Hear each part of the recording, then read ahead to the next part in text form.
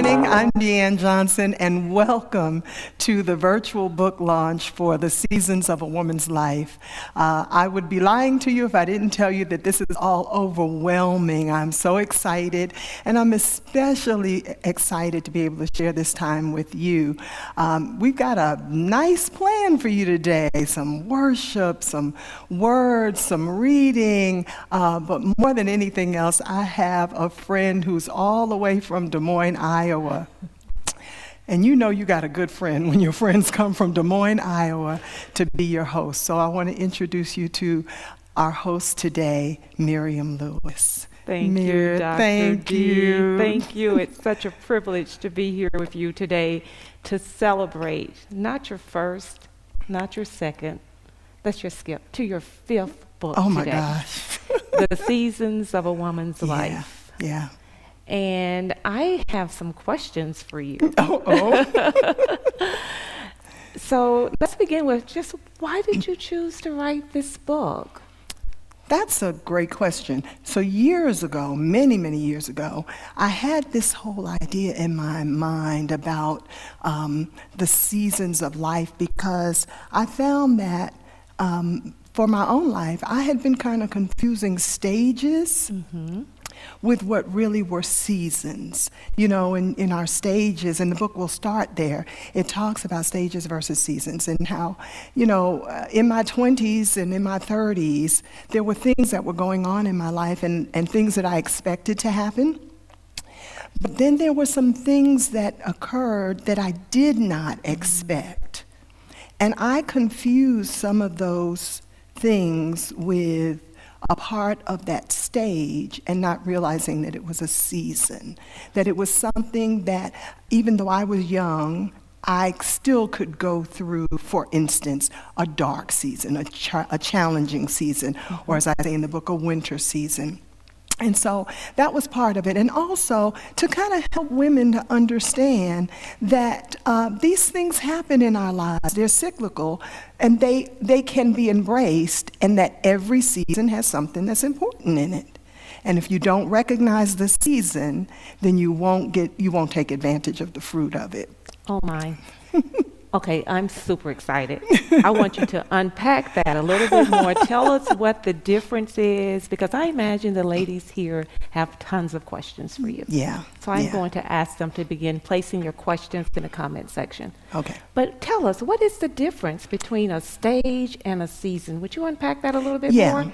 So a stage is really more associated with maybe our ages.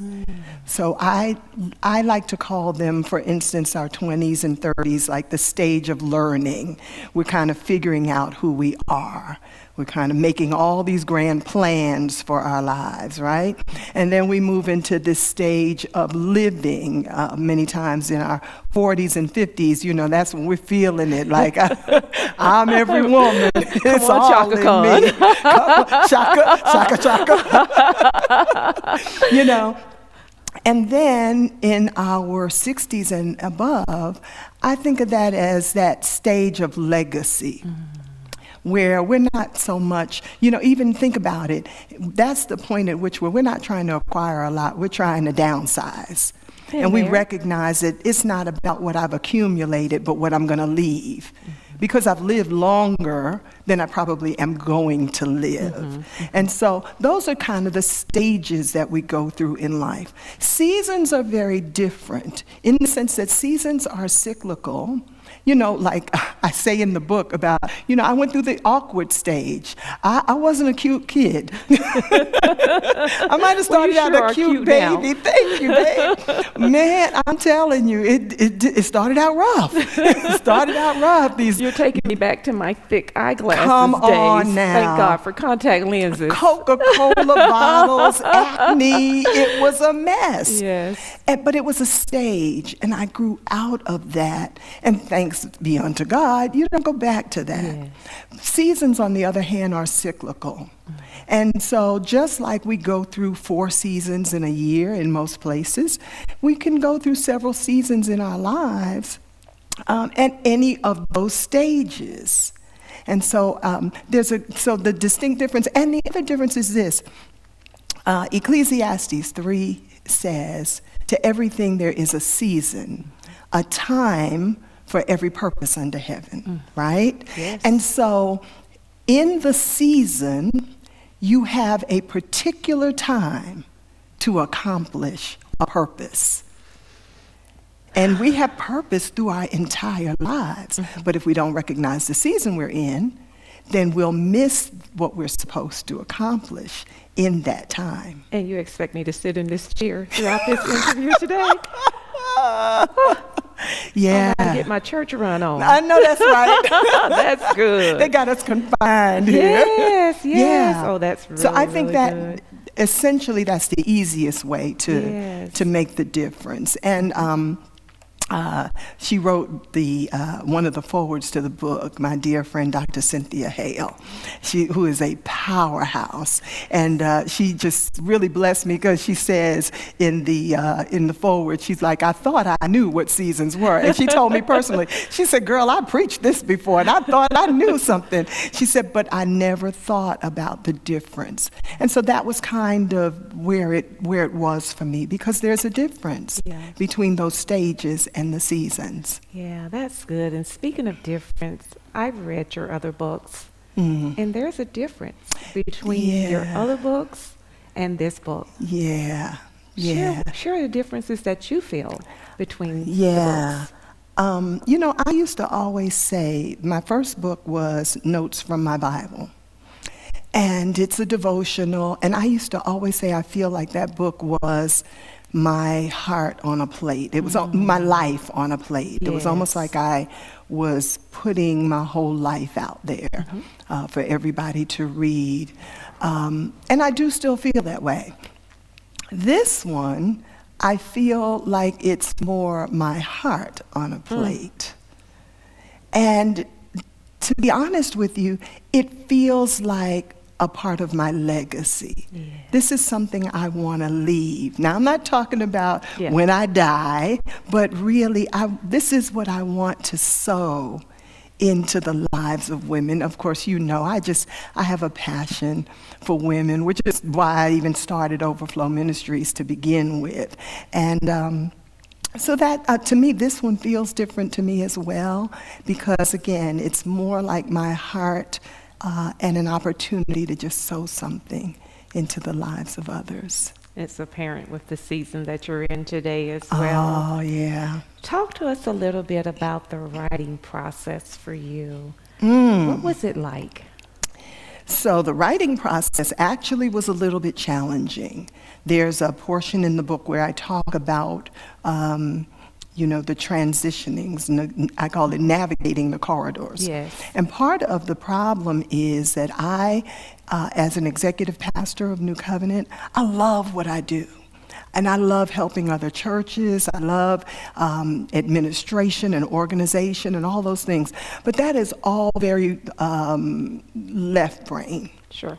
And so what has happened, particularly in the pandemic, we've had to regroup and really kind of re-strategize so much of what we do in business. So all of my mind has been in my left brain. And writing is very much right brain. And I believe I was born to write, I do. But it's hard to crunch numbers all day and to strategize and to set up meetings. And then at some point, it's not like the clock strikes 5 o'clock, and you can then tell your brain, all right, now we're creative. So it was challenging in that regard. The other process for me was that I found, because of the challenge, that when something hit me, it was important to drop whatever I was doing and just let that out. So to me, some of the best parts of the book came when I was able to just say, yes, and go and write it. And I know people say all the time, writers write, so you should get up every morning and you should write for an hour or something like that. But it didn't work for me that way. It didn't. It was in it was in chunks. It was in pieces. Yeah. I think the other thing is that I actually started working on the concept or the framework of this years ago, and I shared it in a women's meeting many years ago. So I had someone to transcribe what the little that I did do in that meeting for me. And I recognize that I don't do well with writing from transcription. I do better with just writing from my heart, because I think what slowed me down in the beginning was that I was trying to read back what I had said and then try to build from it. And so I had to give myself the freedom to say, forget everything that I've already said about this, and let's just write. I love that. Yeah. Dr. D, you spoke a moment ago when something hit you. Yeah. You were just right. And it reminded me of a part in your book that I read about when you were standing at your kitchen window. Oh my gosh. Would you please read that for us? Yeah. That was, I'm almost ashamed to say that one of my favorite chapters in the book is... Well, that was one of my favorites. Yeah. And then the other 9 were all favorites. It's almost... So, yes, You sound I like get my that. husband. He told me, stop saying that's your favorite verse in the Bible, because all of them are. All of them are. That's exactly right. But the one you're referring to is Yes. Dark Nights of the Soul. That's and it. this is Winter. And this is a piece that just hit me. And it says, as I write this chapter, I'm reminded of a lesson that I learned from my window. I stood at the sink vigorously washing the last of the dishes. In the process, my eyes fixed upon the beauty of the lake behind my house. This view is one of the features that make this my dream home. Nothing calms and centers me like being in my home, and even though we were in the winter season, the landscape still brought me great peace. The zoysia grass had grown dormant and was casting a yellowish-green hue. The deciduous trees had long lost their leaves, yet they stood stately and without embarrassment, despite being unclothed. This was not a new vista for me, as we had lived in this center of tranquility for more than 11 years at the time. So what made me pause and give attention to the wonders of winter? It was when I shifted my eyes to the right and looked out of the large 11-foot windows of the keeping room. And by the way, why do they call it a keeping room anyway? Through that new look, I gained a perspective I had not noticed in all the previous years. Thanks to yielding to this new and seemingly barren season, the trees that would typically serve as a visual buffer between our property and our neighbors were now bare. Their newfound nakedness opened their arms to reveal shimmering ripples as the cold breeze carried the sun-drenched water across the lake. Suddenly it dawned on me that, like this moment, the winter seasons of our lives seem to strip us of so much, often leaving us feeling vulnerable and emotionally undressed.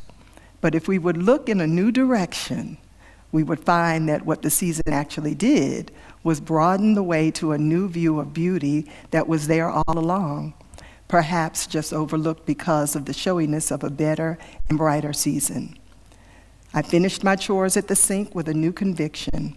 When I arrive in another winter season, I'm determined to take an intentional look to find the great treasures that may have been overlooked. Winter is not necessarily bleak, barren, or bad. If you stand tall and unashamed of the things that have dropped off your life, you may just find a breathtaking woman who is full of deep and resonating displays of beauty and grandeur. Wow. Wow. And now you see why I chose that segment of the book for her to read to us today. And I know many of you are ready to order your copies of the book. You can go to Amazon to place your order for the book. Also, I want to thank those of you who purchased advance copies of the book. We've already sold nearly 150 copies of the book, so thanks to all of you for doing that. And I want to encourage you, as you go to the web to order your book, and you can do that now from the comfort of your home, think about what you've heard today, what season you're in, and how it can truly impact your life. And now, Dr. D, we have a treat for everyone. Would you Yes. please do the honors? a wonderful treat. A young woman that I have known for several years now. She has been featured at our conferences, at our Significance, Life of Significance conferences from Overflow. Her name is Nicole Wilder. She is the worship leader at New Life Church in Atlanta. She is the daughter of Pastor Marlon Harris and Sister Monica Harris, and she is a tremendous worship leader and just vessel of God. And she's going to bless us with, of all things, alabaster box. Oh my goodness. Yes. So Wow. enjoy Nicole Wilder.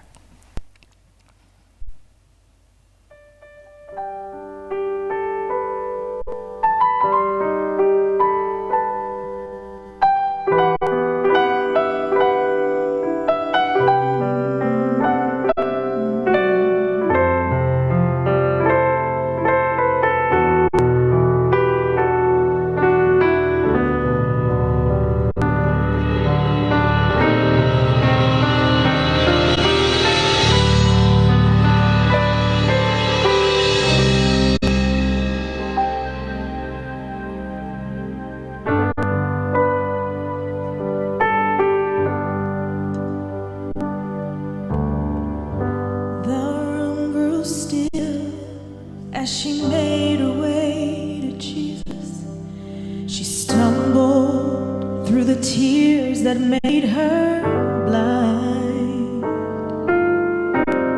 She felt such pain. Some spoke in anger, heard folks whisper, "There's no place here for her kind." She came through the shame that flushed her face, till at last she knelt before his feet. And though she spoke no words, everything she said was heard as she poured her love for the Master from her box of alabaster.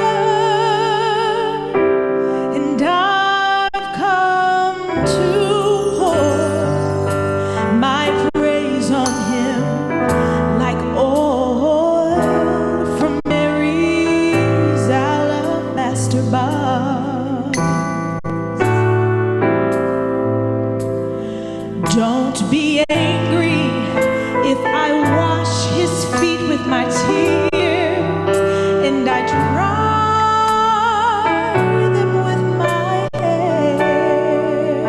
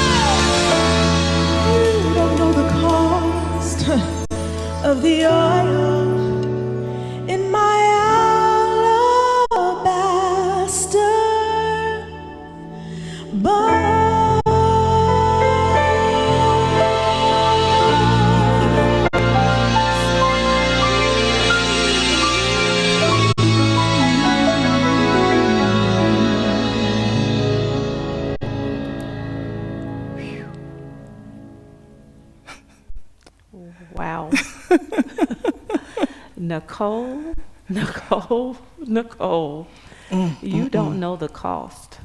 And Dr. D, while we were talking last night, you mentioned that the timing of this book was so appropriate. Yeah. And I'm thinking that there may have been some costs that you paid in the process of waiting for the right time. Yeah. Would you talk to us a little bit about timing? And you may even be able to tie it to one of the questions from an audience member. And I want to remind everyone, we'll continue to take questions throughout today's session, so feel free to place your questions in the comments section. But you may be able to tie it to Leanne's question. And Leanne is asking, can you explain a little bit more about a now moment? Yeah. That has a lot to do with what we talked about in the first segment about how to everything there is a season, a time for every purpose under the sun. So within the season, there is a purpose that's to be accomplished, but you only have a certain amount of time to get that done. And so the now moment is recognizing the timing within that season. The season comes for the purposes of accomplishing the purpose. But you've got to recognize, now this is it. It's interesting that, Leanne, that you asked that question, because I was actually supposed to release this book during our second Overflow conference. And I was feeling pressured and feeling like, okay, I've got to get this done. But then on the inside, I knew that there was more that I had not explored. Of course, I say jokingly, that's the beauty of being a self-published author, because I don't have anybody with a gun to my head saying, you got to get it done at this time. But even without other people, many times we put pressure on ourselves, and we make it so that we feel like, I got to get this done right now. Well, fortunately, I didn't. And it was humbling, because I had to stand in front of a room of literally a couple hundred women to say, I know that this is what we were supposed to focus on, but the book is not ready. And I shared with them a few things from the book.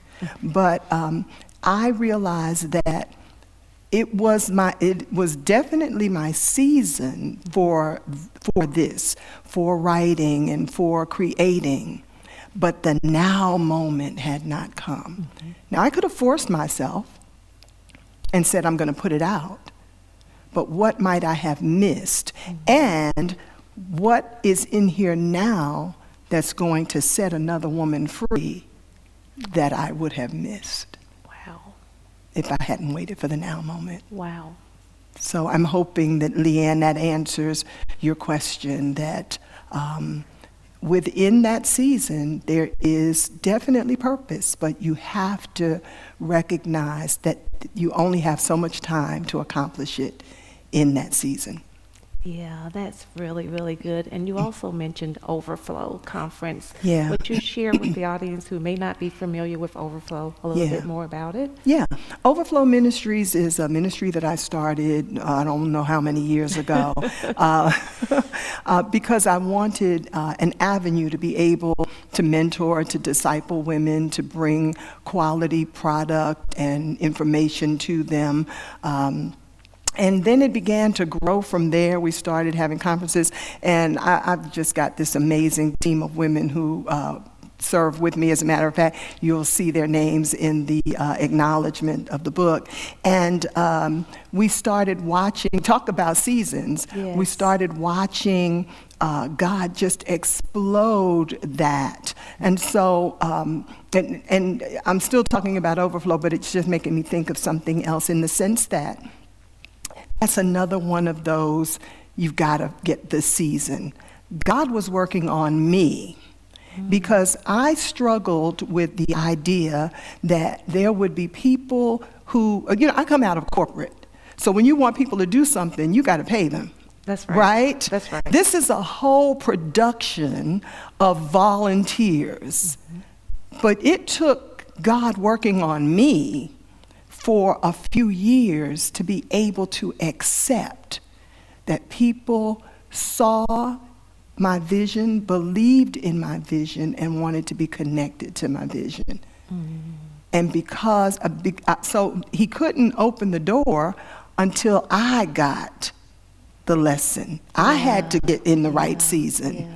And when I did, he sent these beautiful women to take Overflow to a whole nother level. So we sponsor conferences, yes, but we also make sure that we can just minister to women in a way that is meaningful in their lives through all kinds of avenues. So I think that's kind of, I can't tell you the story of Overflow. You have to go to the website and you can read the story of it. Yes, and the website information to It's Overflow. liveintheoverflow.org. Thank you. Liveintheoverflow.org. And there, I think you can see where it says our story, and you can read even how the name came about. Wow. Because there's a whole story behind that. I would ask you to share, but Oh, we're no, going that- to keep it moving. Do go to the website to get more information, and we have another question from the audience. Okay. Glenda's question is regarding the mental health version of yourself. It does seem a struggle to get the body to execute all the instructions. What scripture did you use that correlates with how you found your way through? Oh, my goodness. So I think what Glenda is referring to is when I talked about stages, and I was talking about, in that stage of legacy, that's when you are, it's kind of hard to get your body to do all the things that your mind. Please, somebody put a thumb up in the chat or something to tell me you understand that sometimes. I'm recognizing that our minds seem to age slower than our bodies do. And so there are things now that I feel like I can still do everything I used to do. I just have to do it slower, or I have to do it differently. And so one of the things that I had to do, and I can't think of a specific scripture other than let this mind be in you, which is also in Christ Jesus. I say that to myself all the time. But also recognizing that this is, I say, God, I embrace where you have me now. You know all of my days. And so I intend to live fully for you in all of those days. Even though my body isn't as physically able or adept, I can still touch my toes, but I'm grimacing because that hurts my back. I can't do when I'm sitting down. Yes, right. So there's still a lot of things that, just in the everyday life, aging, and our society doesn't really appreciate aging. Right. Doesn't really appreciate aging. So I'm constantly saying to myself, Lord, I thank you because all of my days were written in your book before I ever was. Yes. And so I dare not despise these days of age, because there's some people who haven't made it to 70. You understand what I'm saying? That's right. So those are the kinds of things. It's not any one scripture. It's just appreciating every day of my life, even when those are the days that I don't physically or mentally feel as well. Yes, and we also have a comment from Clara Ward, and I believe Clara is articulating all of our hearts today. She says, now I look at life different because of the things you talk about in your book. Oh, wow. And that leads me to a question. How do you foresee this book being utilized? Oh, I'm glad you asked me that question, because there are two things that I particularly think about when I think about this book. One is after every chapter, there is something called seasoned thoughts. And that is there for the purposes of individually sitting and reflecting on the answers. Sometimes we can read through things and it's like everything else. Life is moving fast and you're reading and you're not necessarily engaging or you're engaging in it, but you don't really think about how do I live that out? Not so much access it, but how do I live that out at this point? And so for an individual, you have the opportunity to reflect, and there's room to write your answers and think about it. But also, what I'm most excited about is I'm hoping that it'll be used for small group studies. Oh, Yeah, love for that. women to work together, to read and then to come together and discuss the reflections in the season's thoughts. Because there's something powerful that happens when we sit down and dialogue, because you realize I'm not in this alone. Almost like the question that Glenda asked. So it reminds me I'm not by myself in this situation. Or it helps me to see how somebody else is dealing with the same situation that I'm in. And so I definitely see this being a small group study for sure. I'm hopeful for that. That is fantastic. And now, audience, we have something for you. Dr. D, the giveaway. Yes! So that's why this bowl is sitting here, because we have gifts. And I guess now I'm going to pull two names. Let's see. Here's one, and here's the other. These are people who registered for the launch today, for the online event. And the first person is Romaine Haywood. Romaine Haywood. Congratulations. Congratulations. Yes. You're going to get a beautiful Overflow gift. I won't tell you what it is, but trust me when I tell you, you're going to love it. And the other one is Ebony Bryant. Oh my goodness. Awesome. Great. So make sure that you email us at info@overflowministriesintl.com and give us your mailing address so that we can send your gift to you. All right? I love that. That is fantastic. I like giving gifts. And another treat we have for the audience, the season's table. Would you tell us a little bit Oh about that? my gosh, yes. We had three lovely ladies to sit down after having read the book. They did a pre-read of the book, and they sat down at what we call the season's table. And it was recorded an hour, a little over an hour, where they just discussed the book and how it impacted them. And so this is just a snippet of it. This is like maybe the first 5 or 6 minutes of their time together at the season's table. So we hope you enjoy it.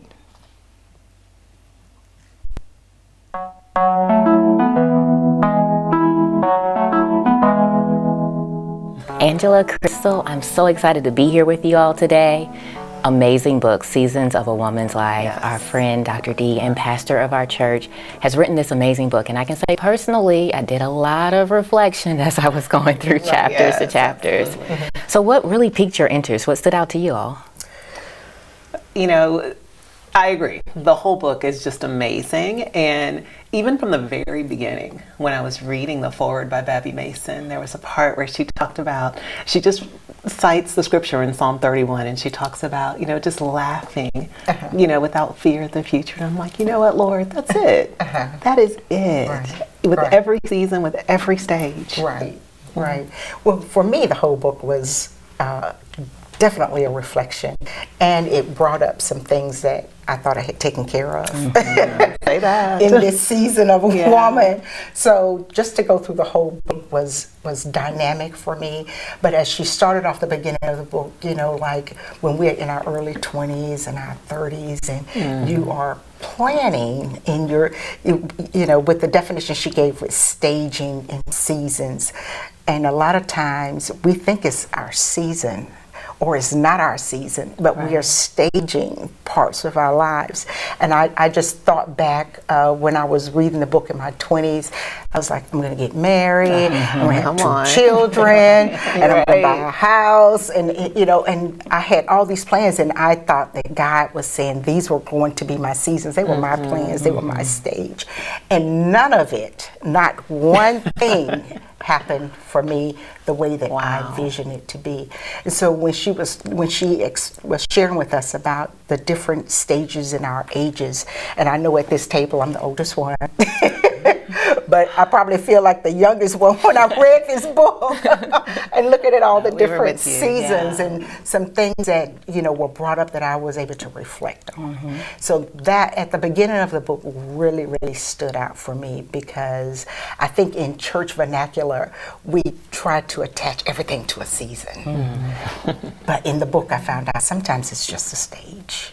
It's just a stage. I completely agree. I completely agree. With everything that's going on right now, I felt like I could really reflect over where I have been in this past 2020 year into now, and how some things that I thought, like you said, was a season, that was a stage that I may have stood in a little too long, but being able to reflect on it really gave me just a significance of like how important life is, and how every step of life we have to flourish in that, enjoy it, and have fun with it. So one thing I wanted to ask you guys, what season do you think you're in right now? You know, I knew that you would ask that question. or the question would come up in this conversation.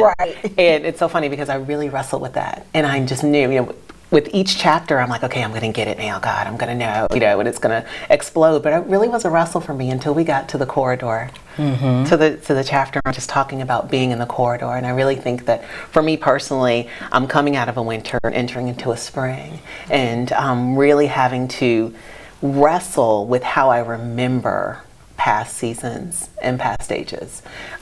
Mark Batterson writes in one of his books, I think it's book Win the Day, he talks about remembering correctly.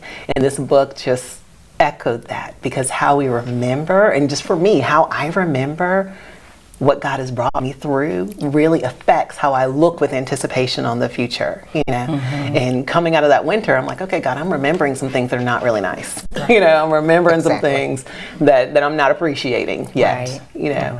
But I'm challenged, and I was challenged as I read this book, like, okay, well, your expectation has got to come up. You know, we've got to remember correctly. So what about you? Well, again, that age thing. And Dr. D wrote about, you know, sometimes we think we're too old, and we lose our dreams. And so one thing that I share with women when I come in contact with them, especially like women that I work with, I say, don't lose your dream. Because I remember when I was younger, I wanted to be a flight attendant, you know, but somewhere along the path, it was, what do I really want to do? Because I got into a linear way of looking at life, and I got my job, I got my education, I got my job, and that's where my focus went, right there. And I didn't deviate from it because of my own personal upbringing. It was like, you got to survive. Right. And my thought was, my season is to survive. That's my season. No matter what the season is. Yeah, but it was, again, it was a stage. And so being at this age now, I look back and there are some things that I didn't do that really bother me to this day. And then I had shared with Dr. D that I was going to beat her up because some feelings started coming up that I didn't address. I didn't address those. And reading the book, they kind of brought back a feeling that I didn't want to feel at that moment. You know, so one thing that stuck out to me, and she even mentioned in the book that when she read about, I can't remember the author, but it was never too late. You're never too old to do. And I had just attached that to myself, that I've reached that age. I'm not going back to do that. So now it's been brought to my attention, and I'm just trusting that the Holy Spirit will lead me to what it is that He would have me to do, because me said I'm too old. Me said I'm not doing it. I'm beyond that point. You know, so that was another area that just the pages, just the words became life, and they were speaking to me. Thank you, thank you, thank you. How dynamic is that seasons table? Just having a voice at that table, I'm sure was inspiring for the ladies that participated. So thank you all. And Dr. D, wow. I remember reading your final thoughts in the book, and some of your final thoughts were really talked to through this season's table. Yeah. And I know my heart is just full, Yeah. just, listening to the ladies and how it's impacting them. And Yeah. Clara's comment earlier, Yeah.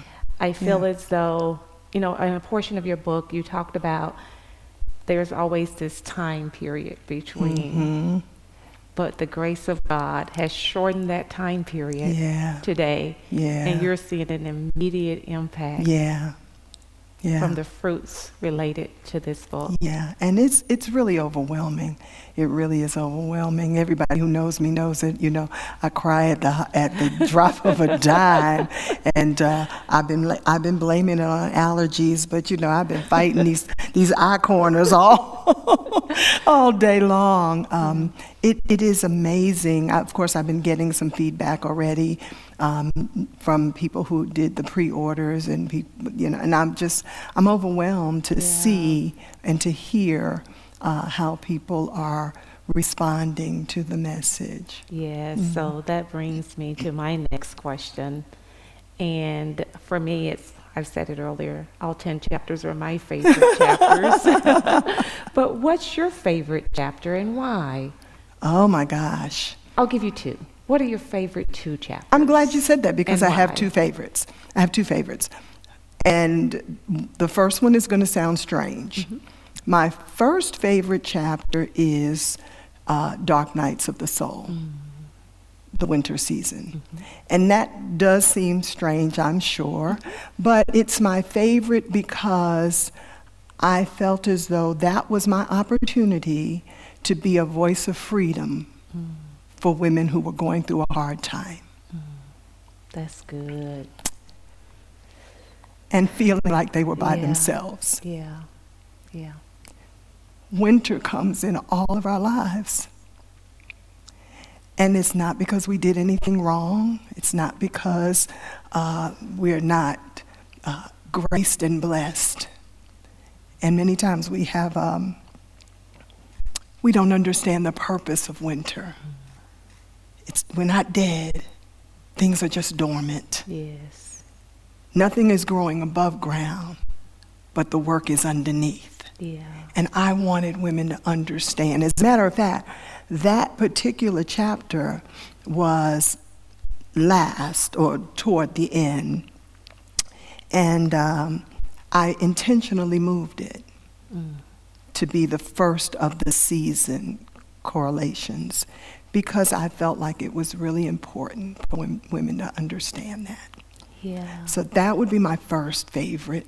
And my second would be Navigating the Corridors.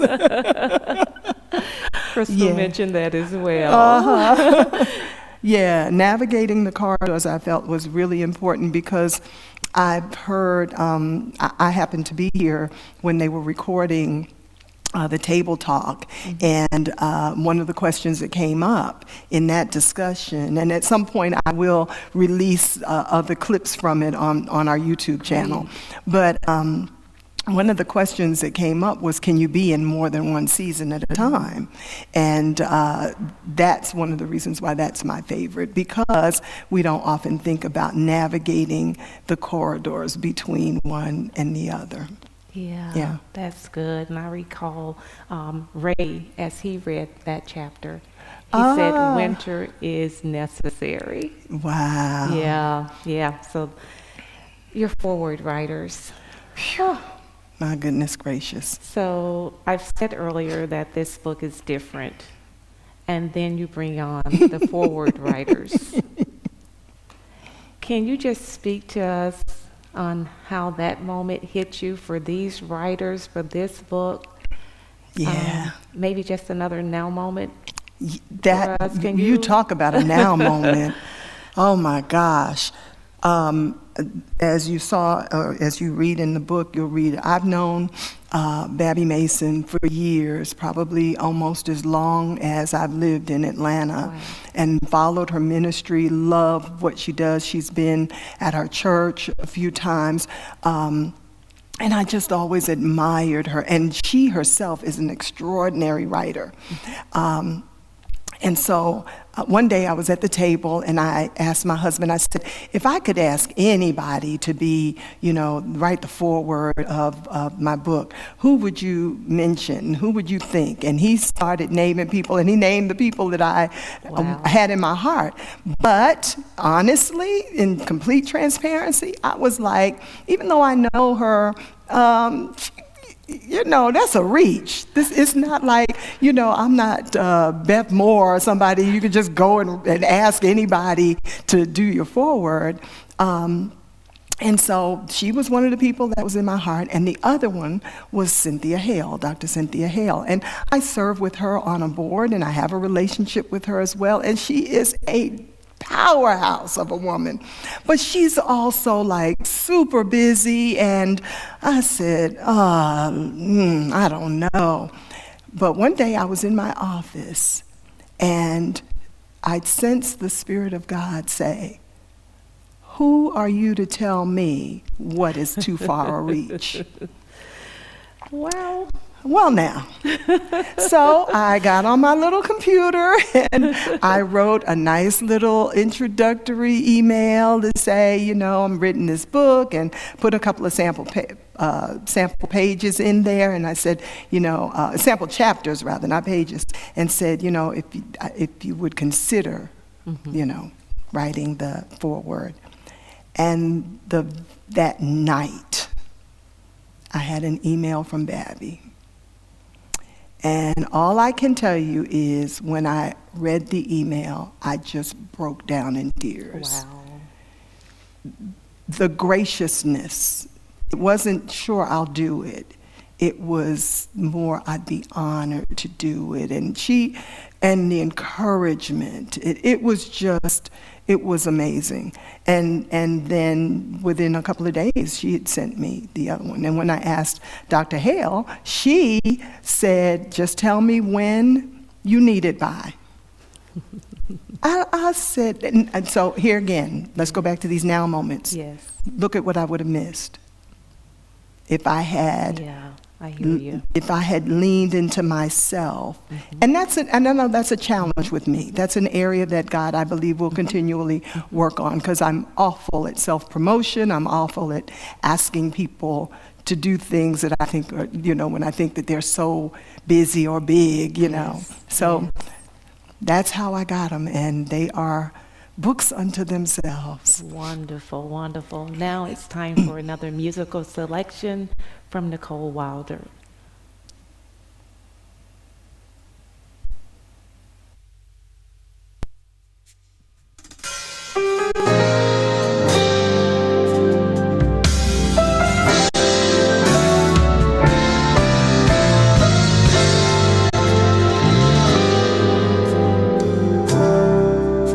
Worthy of every song we could ever sing,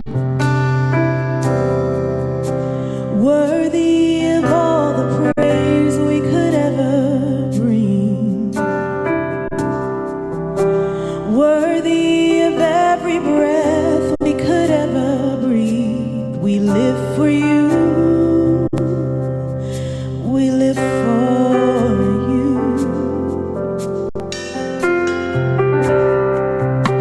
Jesus, the name above every other name. Jesus, the only one who could ever save. Worthy of every breath we could ever breathe. We live for you.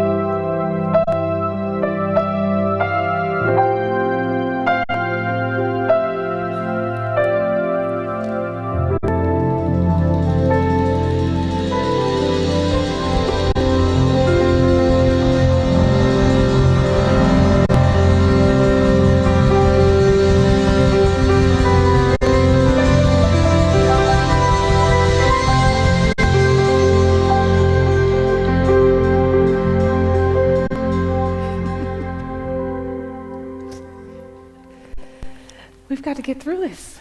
I'm telling you. I'm telling The you. allergies are kicking The in again. allergies I are tell kicking you. in. I mean, we start with seasons of a woman's life, and then we move to build my life. Just wow. Yeah. I know I said wow many times, but the second time I said wow, it was backwards. So, Dr. D, we have Yeah. some more questions from the audience. Okay. And the first question is, when can we expect part 2? Oh my gosh, ladies. You know what? Vivian Fisher, who is my dear friend and has been my graphic artist for years and really pushed me into this whole writing process.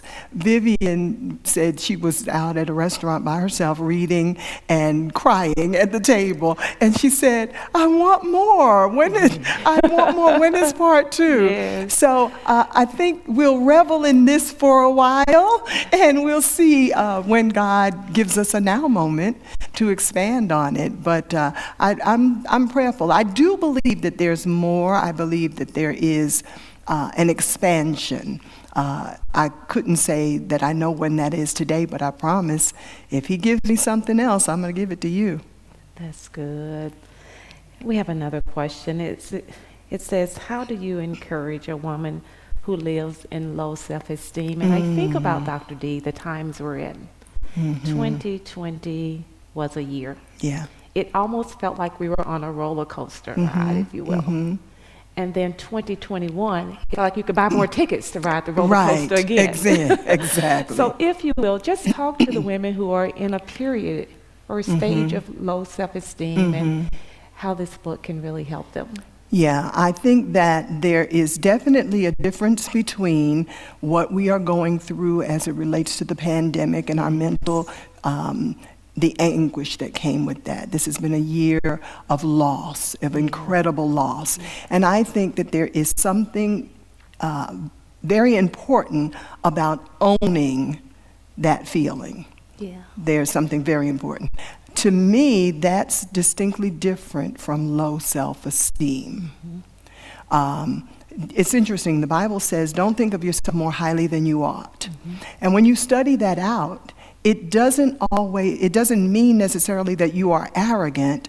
It means that you are preoccupied with thoughts about yourself, which can even be thoughts of inadequacy. Yes. And so I would say to any woman who struggles with low self-esteem, particularly if she knows Christ, to be reminded that she is fearfully and wonderfully made, that she is made in the image of God. And you've heard it said, God doesn't make junk. And so many times when we struggle with low self-esteem, first of all, it comes from comparison.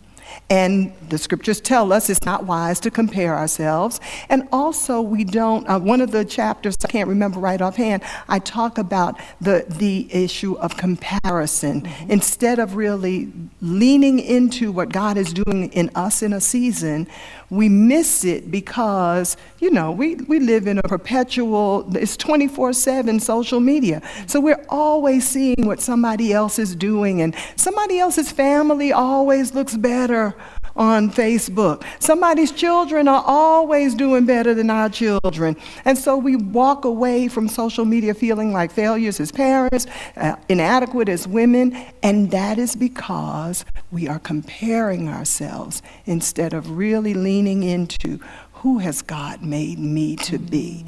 I would tell a woman struggling with low self-esteem to go on a social media fast and to spend at least a week just asking God, show me me. And baby, when you get finished seeing the queen that he has made, you will be on your way to thinking correctly about yourself. That's good. Yeah. That is Yeah. so good. God doesn't make Dr. D. junk. Wow. He doesn't make junk. Hashtag, God does not make junk. Wow, Pastor Yeah. D, I want to maybe go to another reading from your book, and then I want to come back with a couple of more comments Okay. from the audience. Okay. I want to read from navigating the corridors. Yes. Because that one I think was really important for me as well, but also to address this whole issue of seasons and being between them. Mm-hmm. And in that chapter, I say, although there is a set date on the calendar that designates the end of one season and the beginning of the next, rarely, if ever, do you see an immediate change. The cycle of seasons is determined by the tilt of the Earth's axis toward the sun. Even though scientists and meteorologists can pinpoint this change, we who live on the planet may still be left experiencing weather patterns that look more like the closing season than the next. The point is that seasonal changes are rarely drastic. Instead, they are transitional, giving us time to celebrate what we are leaving as we prepare for what is ahead. We often say when one door closes, another opens, and I believe that to be true. But if you think about it, there must be a corridor for there to be two doors. Right? That's right. So the length and width of the passageway can and will vary, but there's always space between one door and the next. So the question that I'm asking myself now, and one that I would recommend for your consideration as well, is how can I best navigate the corridor between where I am and the door into my next season?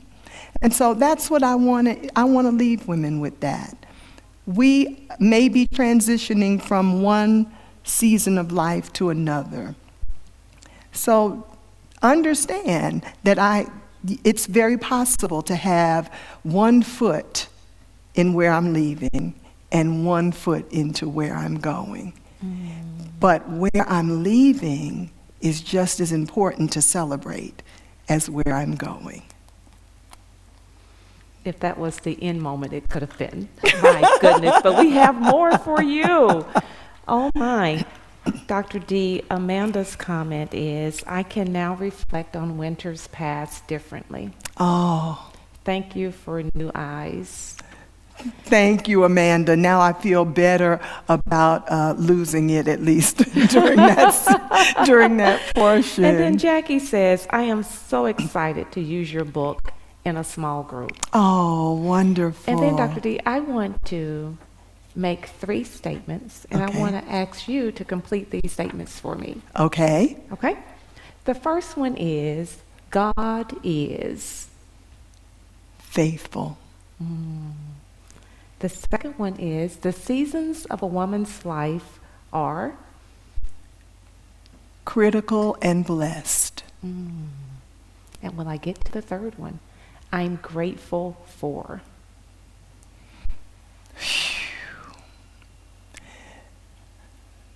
The list is too long. Yes. The list is too long, Yes. and I'm feeling the allergies kicking in again. But I'm grateful for. My mind is going to this immediate moment. I'm learning really to live in the moment. Yes. I don't know if this is I don't think it's a seasonal thing. I think it's a stage thing. I'm at that age now where I know more of my life is behind me than in front of me. And so I really have learned to live in the moment. And so because of that, when you said I'm grateful for, I immediately, of course you guys can't see them, but I'm looking at this huge team of people who have made this possible today for all of us, and I'm grateful for them. I'm grateful for you and the friendship that we have, that you would do something like this. And I'm grateful to God for giving me the opportunity to do what I believe I was born to do. You know what I mean? I do. So thank you for living your purpose in front of us and in front of God. You have made him blush. Oh, thank Yes. you. Thank you. Dr. D, we're going to move to a getaway because this is getting too much. Oh, my. It's time to give some Yes. stuff away. Yes. And while Okay, you're let me pulling see here. 2 more. Oh, that's one. And here's another one. Let's see, is that another one? All right. Drum roll, please. Paulette Young. Yes. Yay! Congratulations, Paulette. Congratulations. And Felicia Gaston, one of our Congratulations. worship team members. Awesome. Don't forget, email us at info@overflowministriesintl.com and give us your mailing address so that we can ship your gift to you. Thank you so much. Yes. Now, people have been asking, they're sending information through the chat to ask if they can get more autographed copies. And I no. And let me qualify that. You see, because you're purchasing them from Amazon now, and so the whole reason that we did the pre-order was because we could then get them shipped to Overflow, and I could sign all 147 of them. But at this point, you can order them from Amazon, and I tell you what. If we run across each other somewhere, I keep a pen in my pocket, and I'll be more than happy to sign it for you. I hope that won't be a deterrent from you buying them, though. Absolutely not. And we do encourage you to return to Amazon today to pick up your copy. Buy one for yourself and buy one for someone else. And even if you're listening today and you cannot afford a copy, put it in the box, and I will see to it personally that you receive an autographed copy of the book, The Seasons of a Woman's Life. Dr. D, thank you so much for the opportunity to first of all, for friendship. We entered this century together, so I've known you since the strike of this century. Yeah. And also, thank you for this book and pouring into all of our lives so richly. Wow. We're just tremendously appreciative of the blessings and the gift that you are, Thank you. not only to New Covenant Christian Ministries, but to the world. Thank you. Thank you. Thank you so much. And I want to say thank you again to you. And thank you to you all for participating in the virtual book launch. It's been tremendous. I want to encourage you to go to Overflow Ministries, to our website, to liveintheoverflow.org. You can join our mailing list there. You can get other books and materials, because as Miriam mentioned up front, this isn't the only book that I've written, but there are others there and other products that you can take advantage of as well. Post pictures. Yes. Post pictures of yourself. I'm enjoying it. Some of the pre-orders, you girls have been posting pictures of yourselves with the book, and I have loved looking at all of those. And make sure when you post, by the way, I forgot this, when you post, use the hashtag Live in the Overflow and hashtag Rock Your Season. So that way it'll be easy to find them everywhere. Look, my future daughter-in-law is one picture that's up there right now. And also, once you read the book, if you would leave a review on Amazon, an accurate review, but leave a review on Amazon, that would be really beneficial. And also subscribe to all of our social media platforms, YouTube, Facebook, Twitter, everything, all right? And I have to say thank you so much to this book launch team. I have something that'll come up shortly that is official, but I want to tell them all how much I love and appreciate them. Our Overflow Ministries team is Arnita Davis, Jacqueline Gardner, Andrea Nettles, and LaVon Smith. Our production team is Ricky Howell, Angel Long, Bria Price, Brian Simmons, and Corey Taylor. Our interviewer and host has been Miriam Lewis, and our book production team, Vivian Fisher of Concepts. She has done all of the graphics, not only for this book and all of the social media that you see, our website, everything that we have ever done, she has done it. And I want to thank Evelyn Danielle Butler who is the president of Evie Danny Books. She has really been a blessing to me in terms of marketing. I could not have done any of this without the superwoman, my admin support. Carol Ford has just, people say she's your right hand. She's my right hand, my left hand, and I think both my feet now. And she lives with one statement: no worries. So Carol, thank you. You've talked me off the ledge more times than I can even mention.